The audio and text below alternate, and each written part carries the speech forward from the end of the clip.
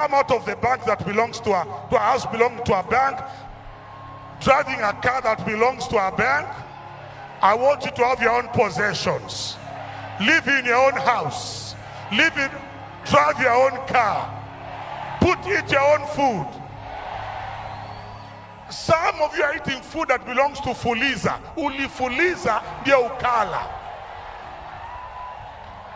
From today, I say from today, I shall eat my own possessions. I shall put on my own clothes. I shall drive my own car. I shall live in my own house. I shall farm my own land. Let's put our hands together and receive Pastor Dorcas. Pastor Dorcas, welcome.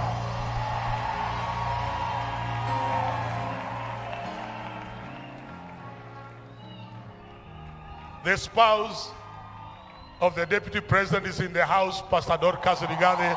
Let's put our hands and receive our dear sister and our fellow minister of the gospel. Hallelujah. Welcome, Your Excellency. We love you, we pray for you, and we are glad you are here. Where was I before Her Excellency came in? I was coming out of Fuliza.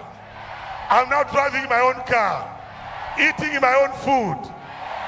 I am farming my own farm. That is what the Bible means by what? Possessions.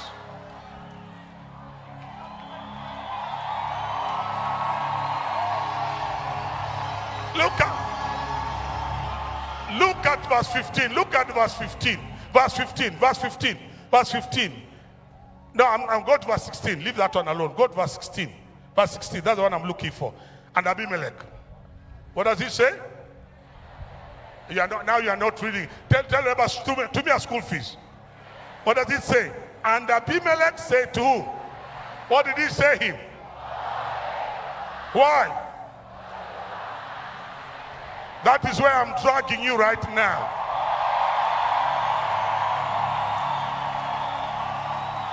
It is your competitors who shall testify. You are much mightier than we are. It is your competitors who shall testify. You have got more money than we have. You are stronger than we are. You are richer than we are. If you understand this principle, the Abimelechs of this world shall say about you, you are much mightier than we are.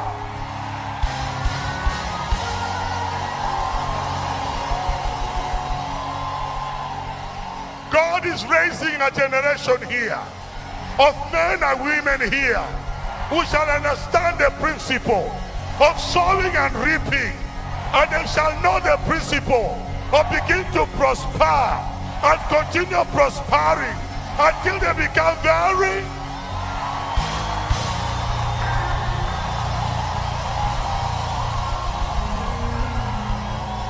God is raising a generation here that shall not live in houses that belong to a bank. They shall live in their own houses. They shall farm their own farms. They shall drive their own cars. They shall put on their own clothes. Somebody say, the bishop is talking about me here. Touch one or two people, tell a neighbor, I told you, my life will never, ever be the same again. In Jesus' name.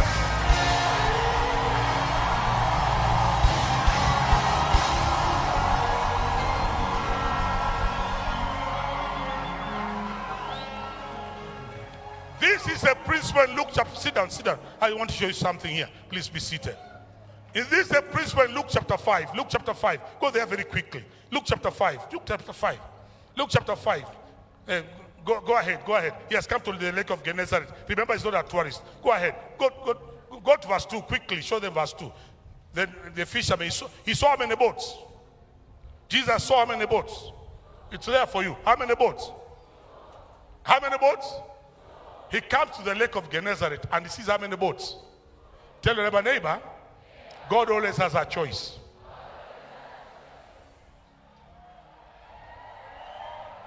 He has seen how many boats are going to do that word. If I were you, I lift up my hand and say, Jesus, tonight, choose my boat.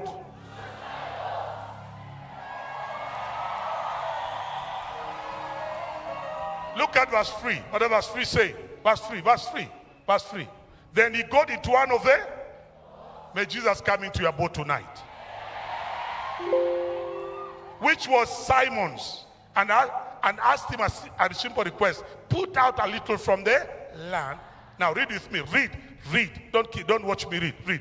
And he then put out a little from the land. And he sat down and taught the multitude from the boat. Verse 4. When he had stopped, to who? To the multitudes. He said to, lift up one hand and say, my Father, stop talking to everybody and talk to me. Are you in this house? I say, are you in this house? Tonight, may God speak to you. May you hear his voice tonight. Pastor Julian, he stopped talking to everybody and he started talking to Simon alone. And he tells him, launch, now reading with me, launch out into the deep. Let down, you are what? Plural or singular? I'm asking plural or singular? You are what? Net. For a what?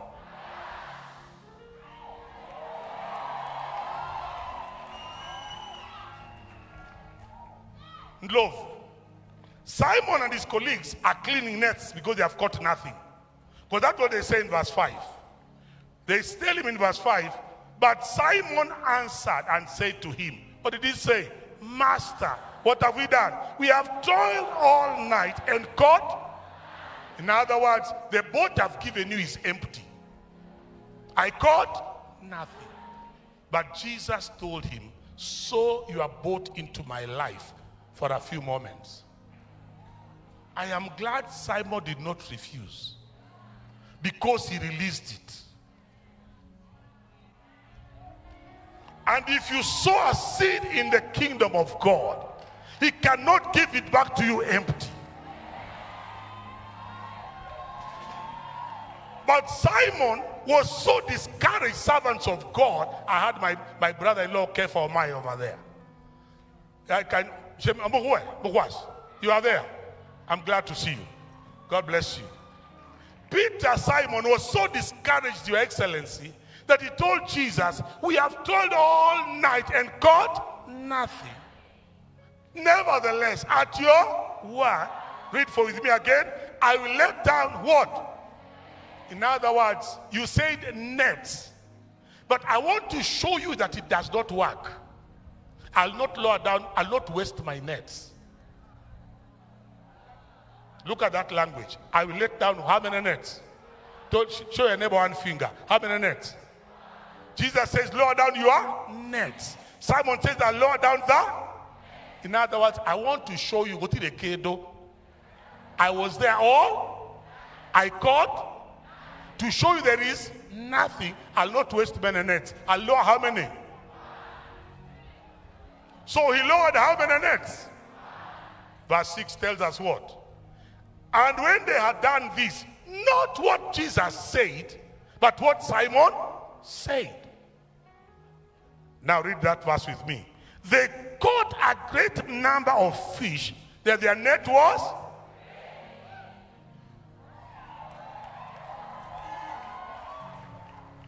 Why was the net breaking, Julian?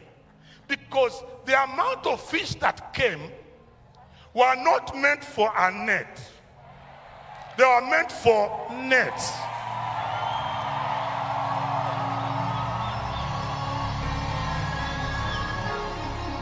Whom was I sent to talk to in this house?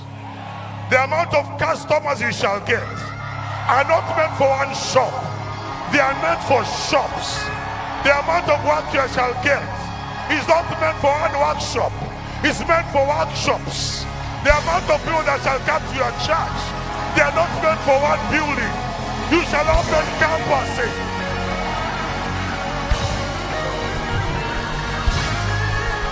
I said you shall open campuses.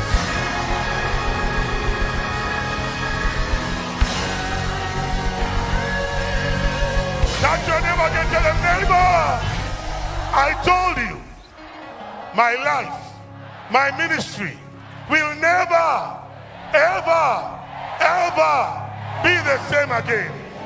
Because the amount of fish coming your way is not meant for one net. It's meant for what? Nets.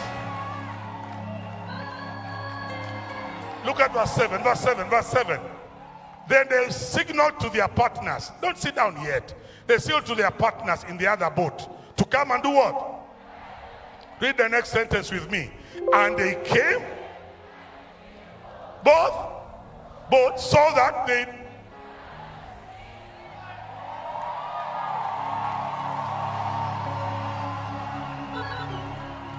tell your neighbor, for me, neighbor, if fish from one net was making two boats to sink, imagine if Peter had obeyed Jesus and lowered several nets, they would have needed a boat to carry that out. Am I in the right church here? As you receive this word, as you get this revelation, as you operate in this revelation, may God release a harvest.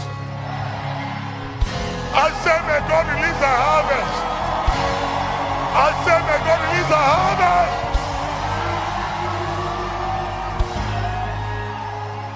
That you cannot contain in one boat. It will make two boats begin to sink. Somebody say, I receive in Jesus' name. Sit down. Are you learning something here? We call those divine principles. Because once you get into that principle, Pastor Julie,